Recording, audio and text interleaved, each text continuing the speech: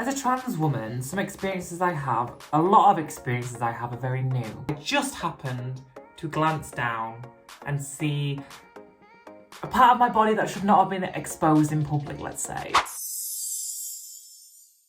Hi guys, and welcome. Sorry, I'm already pretty laughing because of the story I'm about to tell you, but hi guys, welcome to the channel. If you're new here, my name is Alexis Blake. I'm a trans woman and I share my life stories, we'll get to that in a minute, and transition on social media, and I have a bit of a life update on a new job and a very embarrassing story, so stick around until the end to hear about my first ever nip slip. So we'll get there.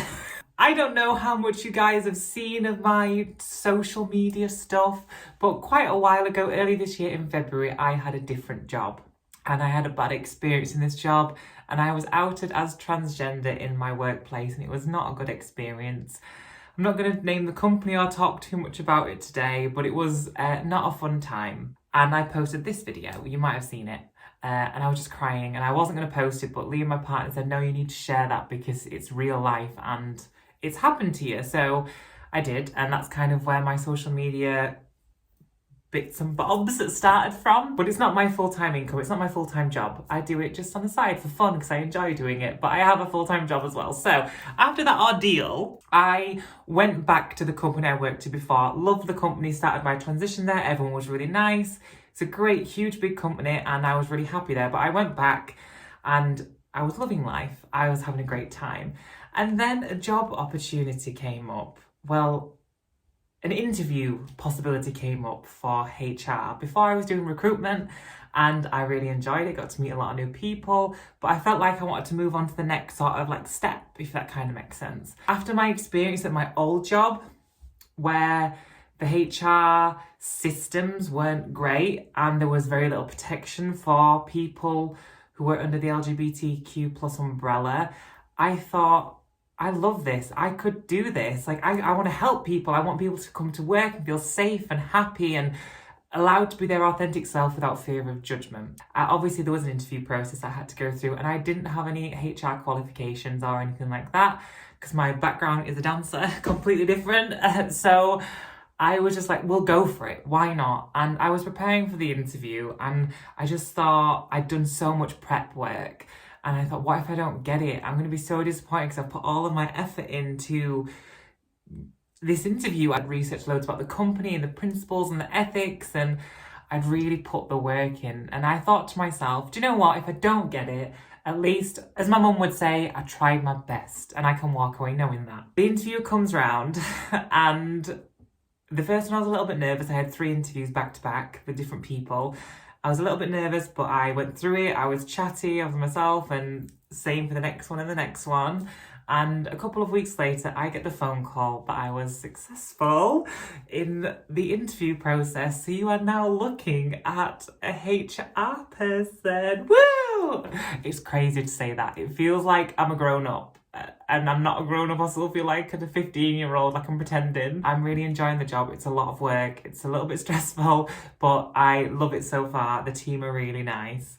I met them all at a work event recently, which I'll talk about in a minute because that's the embarrassing story. But the job is great and I just feel like I've found something that is my passion again. Like since dance, that was my passion before, and I obviously have this, which I do on the side, which I have a passion for doing content and making videos and talking to you guys. But I need a full-time job at the moment from where I am in my life. And I like to be out there. I'm quite outgoing. I like meeting people and talking to people. And I need that structure and that routine. I will keep you updated how it's going down the line. It's very busy. I work a lot, but it's going great. So if you're still here, hello again. We're going to do the embarrassing story now. And, right, okay. I wasn't going to talk about this because it is really cringy, but I just thought it's funny and you might find it funny and it might have happened to some of you. So, as a trans woman, some experiences I have, a lot of experiences I have are very new. It's all new still, even like coming 2 and a bit years in, a lot of it's very new still. I started my job 2 weeks ago and I didn't meet the team until a few days ago. I met a couple of people, but not the entire wider team for like my region. There was like a work conference and event that we were all invited to, and of course I was going to go. So I went to the conference It was a 2-day sort of thing. So I get there. And I had taken this dress. This was for the evening. It was an Oscars red themed. It was an Oscars red carpet sort of style themed event. And I took this dress. I'd ordered a couple, didn't like them. So I just thought, I've got this one. I've worn it before. I feel comfortable in it. But it just didn't feel like it fit the theme to me. I was laying in my hotel bed and I was looking at the dress hung up and I was like, oh, I just don't want to wear that tomorrow. I just want to feel really glam. And I thought, oh, I'll order something. It was 11:15 at night. And you know, with next day deliveries for like Boohoo, ASOS, I went on Boohoo and I was like, I've got 15 minutes to order something really, really quickly. So I was FaceTiming Liam and I was like, 1 minute, babe. So I was like flicking through Boohoo, like, what can I order? What can I order? And I found this beautiful dress. It was only like £22, little bag in. And I thought, that's fab. That's glam. It's black. It'll match the shoes and the bag that I've also brought. So perfect. So I quickly whacked it in my basket and ordered it to the hotel to come the next day. So it was all good. And the event wasn't until like 6, 7 at night. So I thought I'd get there in plenty of time. It's the next day. We're at the conference. I'm meeting a lot of new people. A little bit nervous, a little bit of anxiety, like I think most people get when you meet new people, but it was good, it was interesting, it was fun, and I was learning about the job, and it was a really good day. And then we all go back to the hotel to get ready. I've been tracking my parcel throughout the day like a psychopath. I was like checking every part of the stage and I was like, please get there in time. Because now I had it in my head that I wasn't wearing this dress. And it's not bad, but it just, do you know what I mean? Anyway, I get to the hotel, I go to the reception and I see a pink Boohoo bag behind the reception. I'm like, that's mine. So I go up to my room and the first thing I do is try the dress on to make sure it fits and it's appropriate because I was aware it was a little bit revealing. So I try it on and I think, oh, it's a very low cut one. I send the picture to my work friend. I was like, is it a bit too much? She's like, no, you look fab, it's fine. I was like, okay, all is good, all is fine. I start to redo my makeup. I'm playing around with my hair, tried to do an updo, failed badly at it because I've never done it before and I don't know how people do these gorgeous huge updos. Like, it just looked like a bird had died on my head. It's now about 6:15 and we were supposed to be downstairs in the hotel lobby at 6:30. So I pop the dress on with the heels and the bag, do the bag transfer that we have to do. Bearing in mind as well, with the first dress that I'd taken, I didn't take any tape or covers or bras because I've had a surgery in this area, so I don't really need to wear bras if I don't want to. And you could see the bras when I tried it on, so I didn't take one. I just had some sports bras with me.